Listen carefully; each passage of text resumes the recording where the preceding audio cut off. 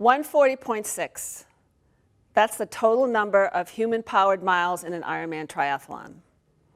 I never thought that that number would be so meaningful to me and so important to me in my life. And I hope by the time we're done here today that it will have meaning for you as well. Today I want to take you on a journey that took me from being an overweight, non-athletic, 50-year-old person to an accomplished endurance athlete and multiple Ironman finisher.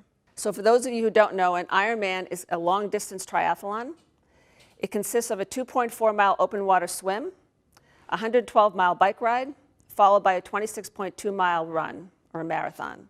That adds up to 140.6.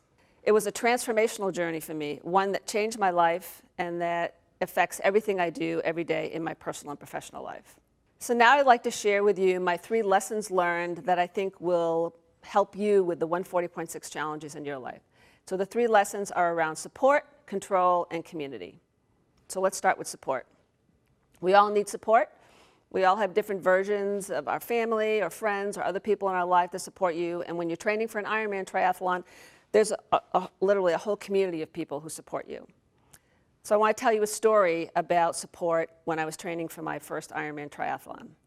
So we have something called a halfway to iron, which is halfway through the training program, we go someplace and we basically do a half Ironman distance training. So I'm at this training. I've done all the work up to this point in time. I've done the training, I've practiced hard, I've made all the sacrifices, but I'm still thinking that I'm not going to be able to finish. I'm still doubting myself. I still have confidence challenges. So my confidence had already been shaken, and I already knew, or I already had a sense that I wasn't going to be able to finish this important workout. I finished the swim, I came out of the water, I got on my bike, and I'm now on the bike route, and there's 3 aid stations on this bike ride. And as I'm getting to the first aid station, I'm already thinking to myself, when I get there, I'm going to tell the people there that I want to quit. I'm going to tell them I can't finish, I'm cold, I'm tired, this isn't my day, it's not working out for me. So I've already prepared this talk that I'm going to give them. So I come up to the aid station, and there's like hundreds of people on the course that day, and I'm one of the last ones. They say, "Bobbie, how are you doing?" And I go, "Oh, not so good. I'm cold, and I'm just, I'm cramping, and I don't feel great. I just think that this is not my day. I don't think I'm going to be able to finish." And they say to me, "Okay, here's what we'd like you to do.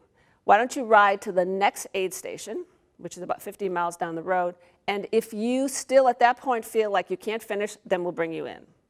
So I'm a little disappointed that they're going to make me ride to the next aid station, but I do that. So I go down the road, and I'm thinking all along, this is it. No one's going to talk me out of this. I'm going to get to the next aid station. I'm going to tell them I'm done.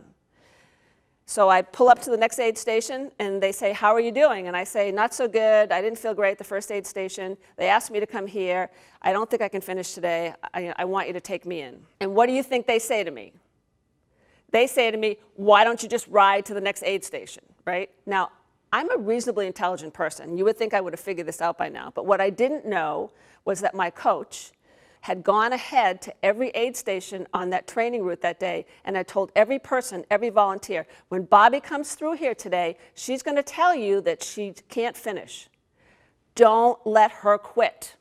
So I went to the next aid station and I finished the ride that day, but I am totally convinced that if he had not done that for me, I would not have finished that workout, I would not have done my first Ironman, I would not have had that transformational experience, and I would not be standing here before you today. So I hope that you will think about these 3 lessons and that you will use them in your life to deal with your challenges so that you can create more success for yourself in both your personal and your professional life.